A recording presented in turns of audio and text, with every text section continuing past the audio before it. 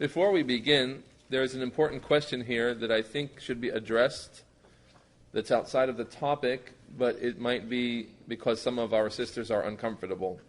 And this question might reflect that a little bit. So please, pay attention to this question and its answer, because it could be affecting our sister students who possibly could be distracted from their studies because of the issue related in this question, or the issue mentioned in this question. The question is, what's the age of maturity where a woman should be covering in front of a young boy? Example, ages 8 to 10, and she's asking about the age of maturity for the boy. Ages 8 to 10 on the women's side, is that okay?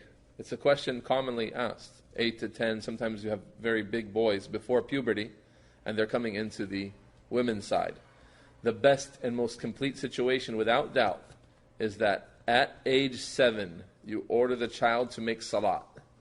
And ordering the child with salat is not simply ordering him to pray and saying, Salli fajr, just make fajr. Rather, ordering the child with salat is teaching the child every manner and every required point of fiqh that's related to salat.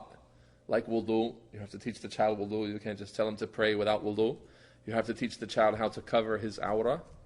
You have to teach the girl how to cover herself properly. At age 7. At age 7, you are beginning to teach them the manners, the obligatory manners of a Muslim and how he lives his life. Similarly, many scholars have said that the order for salat is not to be understood as just salat, but it is an order for all basic obligations now. At age 7, they're to be ordered for siyam as well. They should be ordered and told to start fasting. And they should be ordered with hijab. And they should be ordered with all of the other obligations that a Muslim must do. So at that age, they begin to understand. It's called the age of tamyiz, where a young man or a young woman or a boy or a girl, they reach the age where they can understand what the meaning of an order is. And since you can tell me to do something, I can actually respond.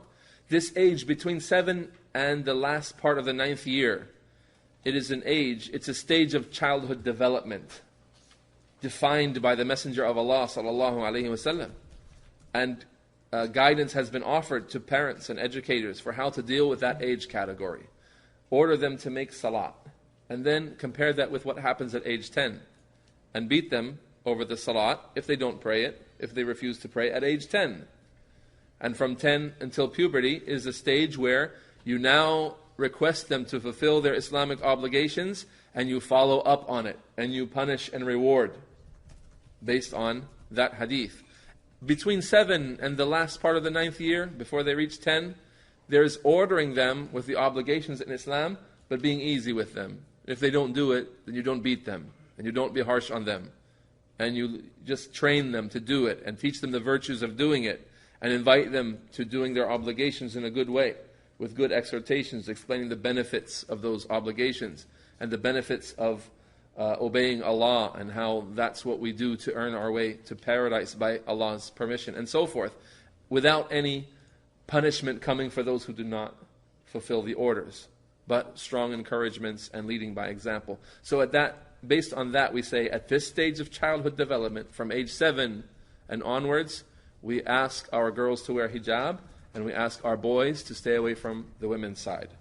Even if you can say, well, the boys at this age, they don't have any problem, they don't have any attraction to women, they're still silly and they're still playful, and they might need their mother. At age 7, the best thing to do is request from them to practice all of the manners of a Muslim at that time. And then, like I mentioned, between 7 and 9, if they violate that, if they don't obey you, if they contradict what you ask them to do, you do not be harsh with them. You do not beat them over those orders, and you do not punish them. Rather, you encourage them, and you repeat the encouragements with patience and with leniency. And then at age 10, you take a little bit more of a serious approach. That's all understood from the hadith of ordering them to pray at 7 and beating them at 10. I hope that can address the issue here, that boys from the age 7 should be requested to stay away from the women's side, from the angle. And Allah Ta'ala knows best.